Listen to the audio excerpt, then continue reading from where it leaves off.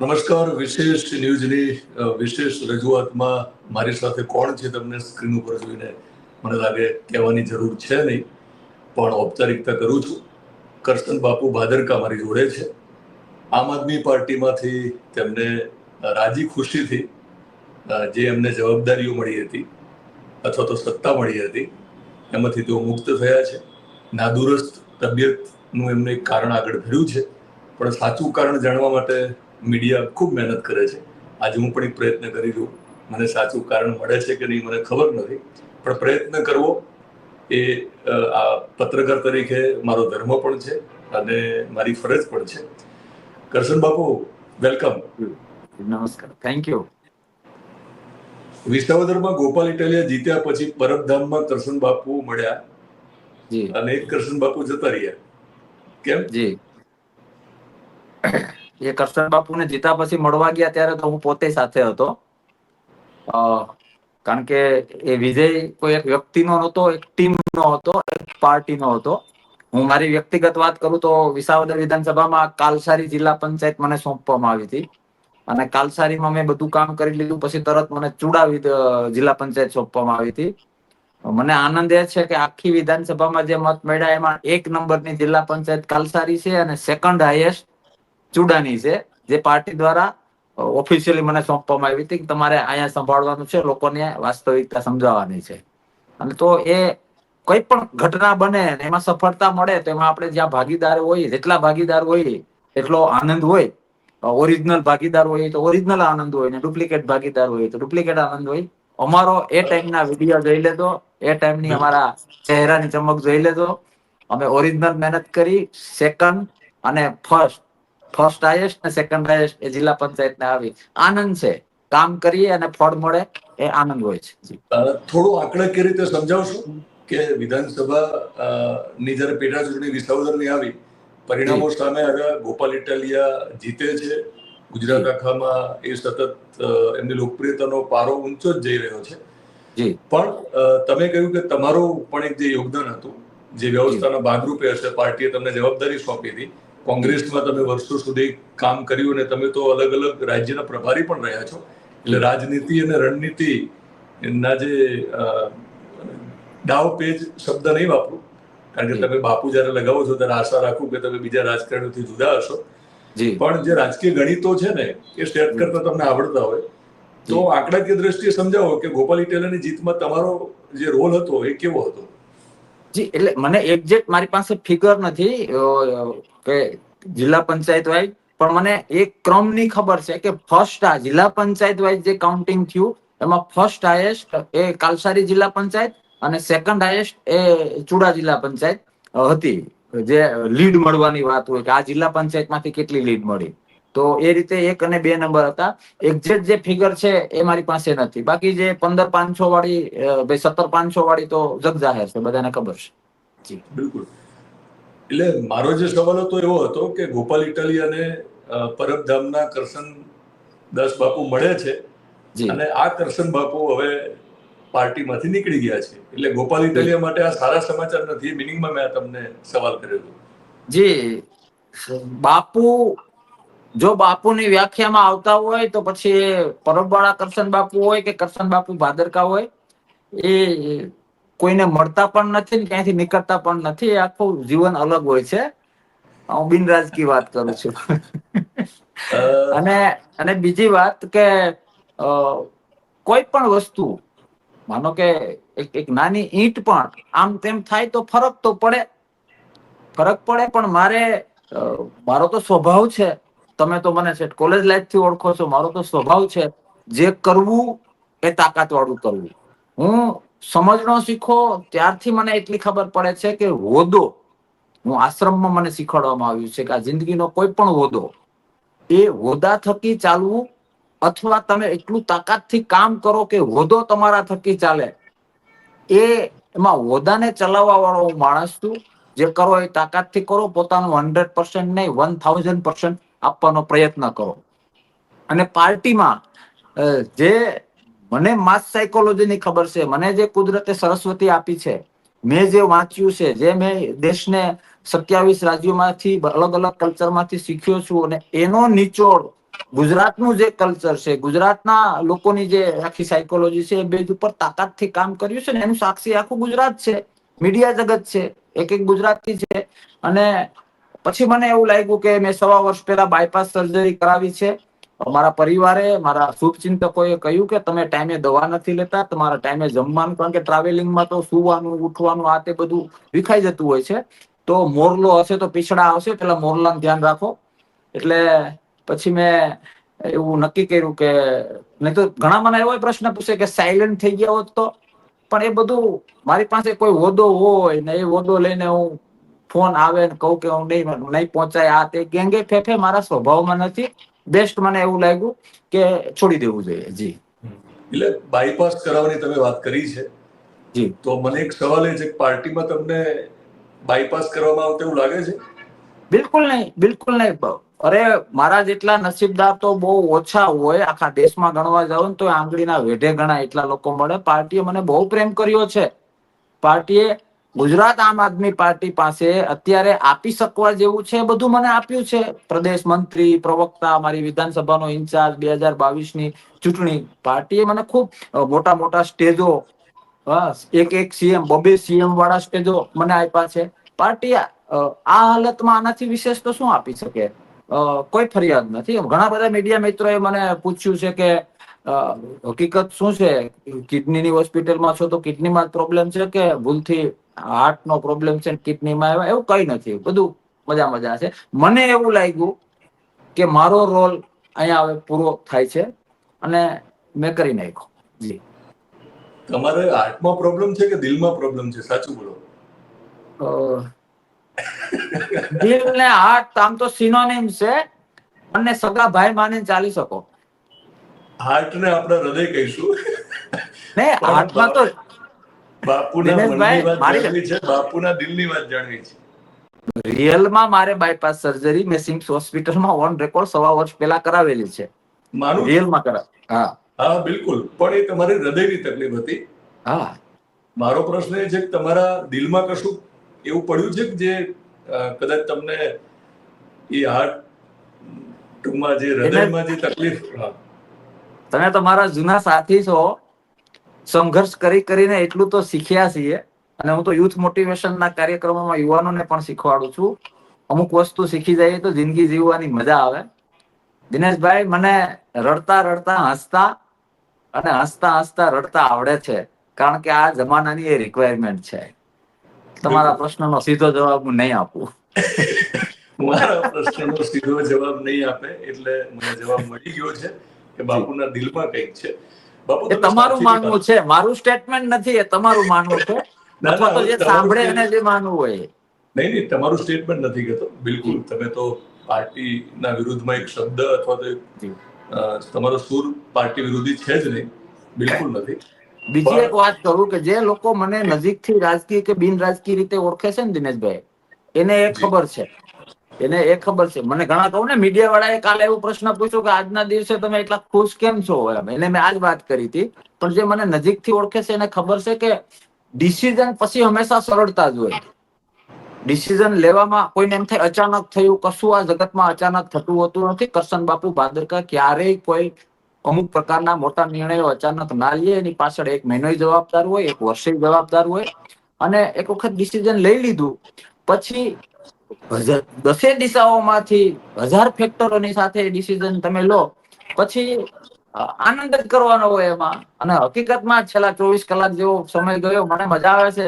પહાડ ઉતરી ગયો એવું લાગે છે. જી, માથે તો વાળ હતા એટલે મસ્ત ઓછો ભાર હતો. વાળ હવે તો જે કાંટાળો તાજ, તમારા કાંટાળો તાજ પણ ઉતરી ગયો છે ને? ના, ફિલોસોફી વાળી વાત કરું. વાળ હોવા નહીં અલગ વસ્તુ છે ને વાળ રાખવા નહીં અલગ વસ્તુ છે. મારા વાળ તો બહુ સરસ છે, હું રાખતો નથી. બહુ ઊંડી વાત છે. બિલકુલ બિલકુલ. પણ જેમ પેલી કોઈ ખાદ્ય પદાર્થમાં વાળ પડ્યો હોય ને જેમ આમ કાઢીને નાખી દેવામાં આવે, એ પ્રકારનું કશું પાર્ટીમાં થયું નથી ને તમારી જોડે? નહીં, બિલકુલ નથી થયું. બાકી મને કહી દેજો. નહીં, એવું કશું. પાર્ટીએ મને બહુ પ્રેમ કર્યો છે, મેં પાર્ટીને બહુ પ્રેમ કર્યો છે, પણ છૂટાછેડા લઈ લીધા. ઓકે, છૂટાછેડા લીધા છે એટલે આમ તમે લીધા છે, એમને સ્વીકારી લીધું છે કે છૂટા આપણે? ના એવું મને કઈ લેખિતમાં નથી મળ્યું. મારે વાતો થઈ છે ઘણા બધા પ્રદેશ લીડરો સાથે, બાકી મને મંજૂર કરીએ છીએ એવું કોઈ વોન પેપર મળ્યું નથી. પણ એ ફાઇનલ ડિસિઝન હોય ને, કારણ કે પાર્ટી વાળા મને નજીકથી ઓળખે છે કે આણે જે કઈ કર્યું હોય છે 1000 વખત વિચારીને કર્યું છે. 17 ગણે પાણી ગાડીને પીધું હશે, અને દિનેશભાઈ ખરેખર 17 ને 1700 ગણે ગાડીને પાણી પીધું. ગંગાજળ જેવું સ્વાદિષ્ટ લાગે છે, બહુ સરસ લાગે છે. ઓકે, તમે કીધું કે સાથીઓના ફોન આવ્યા, જી એક રેફરન્સમાં વાત થઈ હતી. જી તો તમે જ્યારે રાજીનામું આપ્યું છે એ જી પછી તમારે આમ આદમી પાર્ટીમાં કેન્દ્રથી લઈને ગુજરાતની વાત કરીએ, કોના કોના તમને ફોન આવ્યા? જી, પેલા તો રાજીનામામાં છે ને, હું તમને 1 મિનિટ એ કહી દઉં કે રાજીનામામાં મેં સીધી જાણ કરી હતી, પૂછ્યું નથી. કોઈને બરાબર. પૂછવું અને જાણ કરવી અલગ વસ્તુ છે. મેં રાજીનામું તૈયાર કર્યું. પહેલું રાજીનામું મેં સાચું કહું તો અમે 4 સભ્યો, મારા પરિવારનું ફેમિલી ગ્રુપ વોટ્સઅપ છે, પેલા એમાં નાખ્યું. પછી બીજું ઈશુદાનભાઈ ગઢવીને નાખ્યું. પછી આમ આદમી પાર્ટીના જેટલા ગ્રુપ છે એમાં નાખ્યું. પછી મેં મારા સ્ટેટસ FB અને પેજમાં મૂક્યું. તે પછી તો સતત આપણે કહીએ ને ગાંડા કરી મૂકે એટલા ફોન, મીડિયા, આપણા ચાહકો, અલગ અલગ આપણી હકારાત્મક નકારાત્મક ચિંતા કરનારાઓ. પણ તમારા પ્રશ્નનો જવાબ, જો મને પ્રદેશ પ્રમુખ ઈશુદાનભાઈ ગઢવીનો ફોન આવ્યો, આવું નામ ગણાવું એમાં કોઈના રહી જાય તો તમારા માધ્યમથી કહું, માફ કરજો, બંધ બેસતી પાઘડી ના બાંધલે બાપુ, મેં તો ફોન કર્યો હતો. ઈશુદાનભાઈ થોડોક ગઢવીનો નેટનો ફોન. ઇસ્યુ છે એટલે આનો જવાબ ફરીવાર આપો ને. જી 1 મિનિટ, આનો જવાબ ફરીવાર આપો ને. નેટનો ઇસ્યુ છે. ઓકે, ક્યાંથી ચાલુ કરું? 2 મિનિટ વેઇટ કરો. 2 મિનિટ વેઇટ કરો. ફરીવાર જવાબ આપો ને. એટલે તમે જે પ્રશ્ન પૂછો એનો ફરીથી આપું છું. ફરીવાર હા, આપો. એટલે પાર્ટીમાં હું એ કહેવા માંગતો હતો કે પાર્ટીને મેં પૂછ્યું નહોતું, ડાયરેક્ટ જાણ કરી હતી. મેં રાજીનામું તૈયાર કર્યું, ઈશુદાનભાઈ ગઢવીને મોકલ્યું, આમ આદમી પાર્ટીના બધા ગ્રુપમાં વોટ્સઅપમાં મોકલ્યું, પછી મારા સ્ટેટસ FB અને પેજમાં મૂક્યું. પછી તો સ્વાભાવિક છે, ફોન ચાલુ થઈ જાય. હકારાત્મક નકારાત્મક લાગણી વાળા આપણા પ્રશંસકો, પાર્ટીના લોકો બધા. એમાં પાર્ટીમાં પ્રદેશમાંથી જો હું વાત કરું તો ઈશુદાનભાઈ ગઢવી અમારા પ્રદેશ પ્રમુખનો ફોન આવ્યો. મારા સહપ્રભારી અને જૂના ગુજરાતના પ્રભારી યાદવ, ગુલાબસિંહ યાદવનો ફોન આવ્યો. રાજુભાઈ કરપડા, પ્રવીણભાઈ રામ, ચેતનભાઈ રાવલ, જ્વેલબેન વસરા, કૈલાસદાન ગઢવી કચ્છ, પછી કેટલા બધાના યાદ રાખું, બહુ બધાના ફોન આવ્યા. ગુલાબસિંહ ભાઈ, યુવરાજસિંહ યાદવ, આપણા જાડેજા, બરાબર, કે જે બધા સાથે મારે ખાલી પાર્ટી બેઝ ઉપર નહીં, હવાણીનો સંબંધ છે, લાગણીનો સંબંધ છે. અમે ક્યાંક કોઈ એરિયામાં કાર્યક્રમ હોય તો રાત્રે 3 વાગે નો ડાઉટ પાર્ટીની ચિંતા કરતા હોય, પણ સાથે સાથે એક દિલને મળાવીને આનંદ ગોપાલ કરતા હોય. ઇટાલિયાનો ફોન નથી આવ્યો, નથી આવ્યો. ગોપાલભાઈનો ફોન નથી આવ્યો. ગોપાલ ઇટાલિયાનો ફોન કેમ ના આવ્યો? હવે એનો જવાબ તો ગોપાલભાઈને ખબર હોય ને. માનો કે હું તમને ફોન નથી કરતો તો એનું કારણ તો મને જ ખબર હોય કે શું કામે નથી કરતો. અને તમે એટલા ડાયા ના હો કે સામેથી પૂછો. ગોપાલ ઇટાલિયાનો ફોન શા માટે નથી આવ્યો એ ગોપાલ ઇટાલિયાને પૂછો તો જ મને સાચું કારણ મળે. એ બરાબર છે, પણ તમને વ્યક્તિગત શું લાગે છે, શું કારણ હોઈ શકે? બીજી શેડ્યુલ હોય એમને કારણે કદાચ ના આવ્યો. બાકી અમારે પર્સનલી કોઈ પ્રોબ્લેમ છે નહીં. સાથે તાકાતથી ચૂંટણી લડ્યા, જીતા, કોઈ ચિંતાનું કારણ નથી. પણ આમ પણ મારે જી કન્ટિન્યુ. આમ પણ મારે વ્યક્તિગત લગભગ ક્યાંય તકલીફ હોતી નથી, કારણ કે મારો જૂનો સ્વભાવ છે કે ભેગું થવા જ નહીં દેવાનું. નાનો પ્રોબ્લેમ હોય દિનેશભાઈને કહી દેવાનું, દિનેશભાઈ આ પ્રોબ્લેમ છે. મોટું થાય ને પછી બધી સમસ્યાઓ ચાલુ થાય ને, એ સમસ્યાઓથી હું હંમેશા દૂર રહું છું. બિલકુલ. પણ વિસાવદરની પેટા ચૂંટણીમાં તમે જો ખૂબ મહેનત કરી હોય અને તમે કીધું એ પ્રમાણે જ્યારે આપણી સામે જે આંકડાઓ છે એમાં તમારી જવાબદારીના ભાગરૂપે જે બે જિલ્લાઓ, ટૂંકમાં જે તમારી જવાબદારી હતી ને જે આંકડા તમે રજૂ કર્યા એ પ્રમાણે તમારો ખૂબ મોટો રોલ છે. ઇકો સેન્સિટિવ ની આખી જે માંગ છે ને આંદોલનમાં પણ તમારો રોલ છે એ મને યાદ આવે છે. જી, આ માંગ તમારી જૂની છે ને, તમારી પ્રવીણ રામ? હા, 100%. જી, એના વિશે વાત કરો કે તમે પહેલી વાર માંગ ક્યારે ઉઠાવેલી? શરૂઆતમાં પ્રવીણભાઈ રામે લગભગ 16 થી એ આંદોલન ચાલુ છે ને પછી જે તે સમયે અભરાઈ પર ચડાવવામાં આવ્યું હતું. ફરીથી પાછું આખું ગેજેટ બહાર પાડ્યું અને લગભગ બહુ મોટો વિસ્તાર ને અત્યારે આખું આ વિષયની મને ખબર નહોતી ને તો હું બધું લઈને બેસત. પણ ગીર સરાઉન્ડ જે ખેડૂતોની જમીન ઉપર તરાપ મારવાનો ગવર્મેન્ટ દ્વારા પ્રયત્ન થયો અને લીધે જે 25-25 લાખનો વીઘો જમીન હતી, 50 લાખનો વીઘો જમીન હતી, એ એક ઝીરો નીકળી ગયો, 10% આવી ગયું. કેટલા બધા સોદાઓ, દિવ્ય ભાસ્કરે એક સર્વે પણ કર્યો હતો, કેટલા બધા સોદાઓ કેન્સલ થયા હતા કે ભાઈ 25 લાખ ટોકન આપ્યું છે તમે રાખો, અમારે હવે આ સોદો આગળ નથી રાખવો. એક 50 લાખ વાળું ટોકન, એક મારા સંબંધીમાં સરસઈ ગામમાં 10 લાખનું ટોકન કે તમે રાખો, હવે અમારે આ જમીન નથી લેવી. ખેડૂતોમાં એક ખૂબ નકારાત્મકતા અને ભૂકંપ જેવું આવી ગયું હતું, કારણ કે ખેડૂત માટે જમીન એ માં છે, એ માથું આપી દે પણ સાહ ના આપે. બિલકુલ. એ વખતે તમે પ્રવીણ રામની સાથે આંદોલનમાં જોડાયેલા? જી, બહુ તાકાતથી અમે લડ્યા અને અમે લડ્યા તો ખરા, સાથે સાથે આજ સુધી ઇકોઝોનને ગવર્મેન્ટે કાંધીમાં ચડાવી દીધું છે, લાગુ નથી કર્યો. ઇકોઝોન લાગુ નથી કર્યો કારણ કે એને ખબર છે કે ખેડૂતોમાં ને જે ફરતે જે વિધાનસભાઓ લાગુ પડે છે એ વિધાનસભાઓમાં કેવી અસર પડશે આની. અને એનું બેસ્ટ એક્ઝામ્પલ બોરવાવ, પછી વિસાવદર. બોરવાવ જે તાલુકા પંચાયતની સીટ છે ખાલી, જે પાટીદાર આંદોલન વખતે પણ બીજેપી એ નહોતી ગુમાવી, બરાબર, એટલો વિરોધ હતો, પણ આ ઇકોઝોનને લીધે ગુમાવવી પડી. ઇકોઝોન નો આખો મામલો જે છે એ અભિયાનમાં તમે જોડાયેલા અને વિસાવદરની જીતમાં ઇકોઝોન, ઇકો સેન્સિટિવ ઝોન નો જે મુદ્દો છે એનો બહુ મોટો રોલ છે. તો આ બધી જ બાબતોમાં તમે સાથે હોય અને ગોપાલ ઇટાલિયાનો ફોન ના આવે તો એટલી બધી વ્યસ્તતા હશે એવું તમે ખરેખર માનો છો કે એટલા બધા વ્યસ્ત હશે કે તમને ફોન ના કરી શકે? જી, હું તો મોટા દિલનો માણસ છું, મને બહુ નકારાત્મક વિચાર તો બહુ લેટ આવે, પણ આજે તો મને એવું જ લાગે છે કે આવું કંઈક હશે. બિલકુલ. ગુજરાતના જે આમ આદમી પાર્ટીના પ્રભારી છે જેમનું નામ પણ ગોપાલ છે, ગોપાલ રાયનો ફોન આવ્યો છે? ના, ગોપાલ રાયનો પણ નથી આવ્યો. સહપ્રભારી ગુલાબસિંહ યાદવ સાથે મારે વાત કરવી. કારણ કે એ તો ગુલાબસિંહ યાદવ તો શરૂઆતમાં આમ આદમી પાર્ટીમાં પ્રવેશ અપાવનાર જે નેતા છે એમાંના છે, એટલે એ તો કરે, સ્વાભાવિક છે. એ તમને મળશે પણ ખરા, તમને મનાવશે પણ ખરા. પણ તમને લાગે છે કે કેજરીવાલનો ફોન આવવો જોઈએ અથવા તેમના તરફથી કોઈ સંદેશ આવવો જોઈએ તમને? ના, મને કઈ લાગતું નથી. હવે છૂટાછેડા પછી કોણ કેવા કપડા પહેરે, કોણ ક્યાં જાય છે, એનાથી શું મતલબ છે.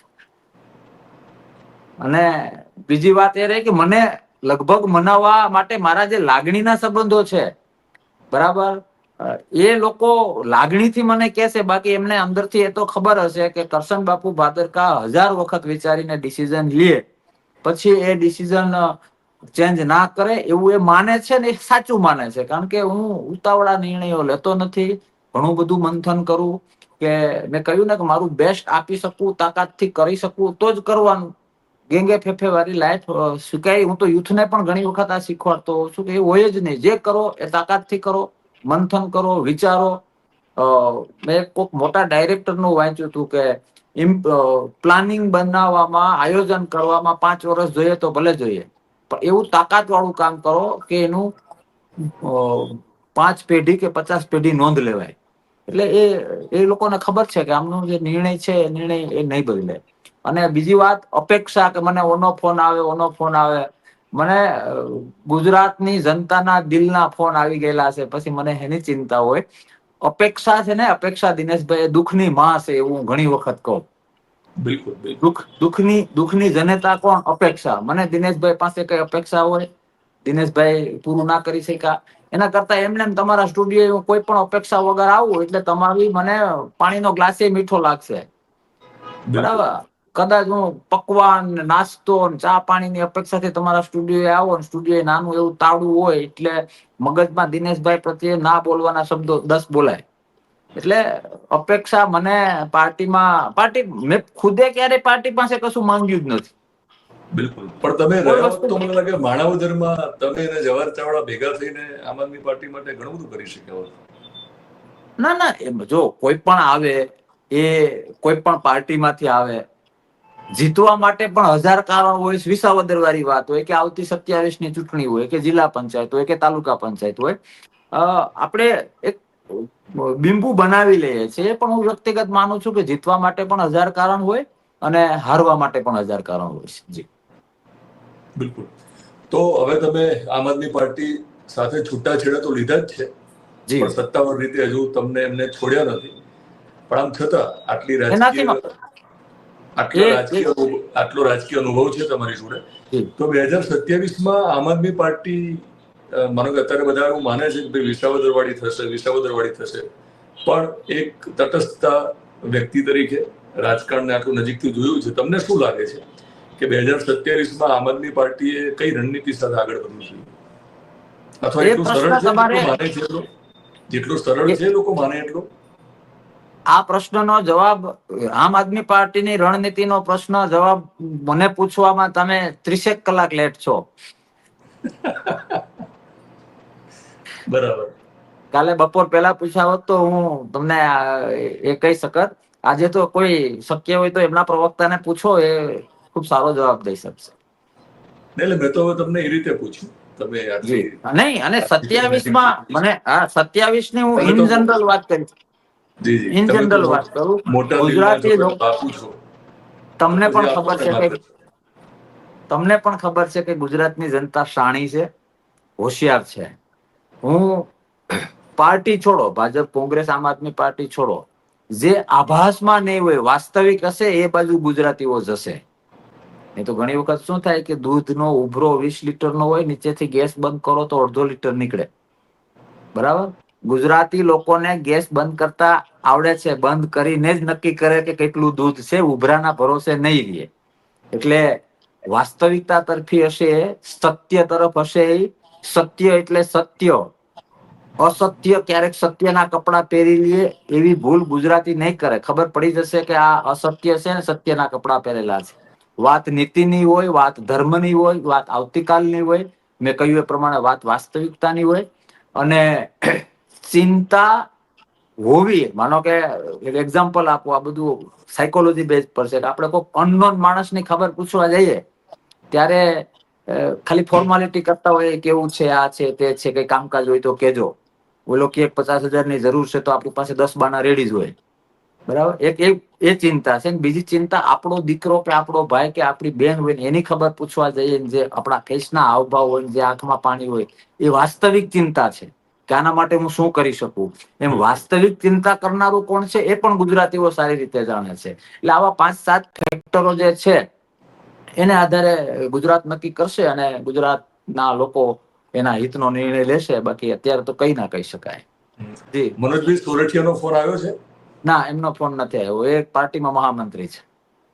જી ઓકે, એટલે એ પણ ગોપાલભાઈની જેમ કદાચ વ્યસ્ત હશે એવું તમે માની રહ્યો જી છો? એ બંને મોટે ભાગે સાથે જ હોય છે અને એની વ્યવસ્થા લગભગ એ લોકો ઘણું બધું સાથે રહીને કામ એ લોકોને રહેતું હોય છે. ઓકે, તો કદાચ ફોન કરે તો બંને સાથે કરશે? એ તો હું કઈ રીતનો જવાબ આપી શકું, કઈ રીતનું કરશે, શું કરશે, પણ મને કોઈ જ અપેક્ષા નથી.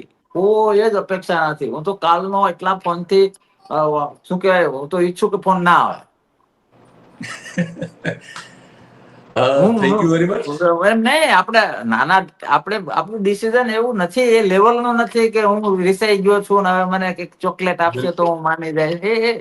અને આ લોકો મને ઓળખે છે સારી રીતે કે આ પોઝિટિવ શું કરી શકે, નેગેટિવ શું કરી શકે, અને ડિસિઝનો ક્યારે કેવા, બધા અમે બહુ લાગણીથી રહીએ છીએ. ખાલી પાર્ટીના સંબંધો થોડા છે.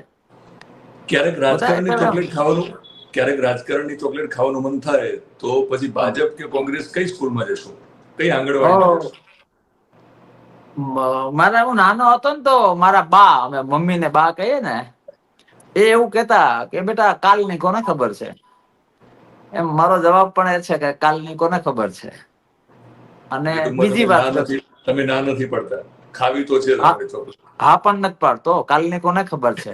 અને બીજું છૂટાછેડા થઈ જાય ને, છૂટાછેડા દિનેશભાઈ, જી, બીજું ગોતવામાં ઉતાવળ ના કરાય, સમાજ ગાળો દે, સમય જવા દેવાય. સમય જવા દેવાય. પણ તમારો ભવિષ્યમાં ખૂબ સારો સમય આવે તેના માટે તમને શુભેચ્છાઓ. જી થેન્ક યુ અને થેન્ક યુ તમે માત્ર મારા એક ફોને સમય કાઢીને વાતચીત કરી છે જી અને મેં સાચું કારણ જાણવાનો પ્રયત્ન કર્યો છે. જી લોકો અને તમે પણ કહ્યું છે કે તમને હૃદયની તકલીફ થઈ એટલે તમે હવે આરામ કરવા માંગો છો, પણ મેં તમારા દિલની વાત જાણવાનો પ્રયત્ન કર્યો છે. હું કેટલો સફળ રહ્યો મને ખબર નથી, પણ તમે જ કહ્યું છે કે ગુજરાતની પ્રજા ખૂબ શાણી છે, એટલે જી. ગુજરાતની પ્રજા જાતે નક્કી કરશે કે મેં જે સવાલો ભૂલ નહીં કરે, ભૂલ નહીં કરે. ભૂલ નહીં કરે. હા. પણ મેં જે સવાલો કર્યા અને તમે જે જવાબો આપ્યા ને એમાંથી સાચો જવાબ શોધી લેવાનું જે કામ છે એ પણ પ્રજા કરી લેશે, હું માનું છું. જી જી બહુ ઝડપથી મળીએ. જી થેન્ક યુ વેરી મચ.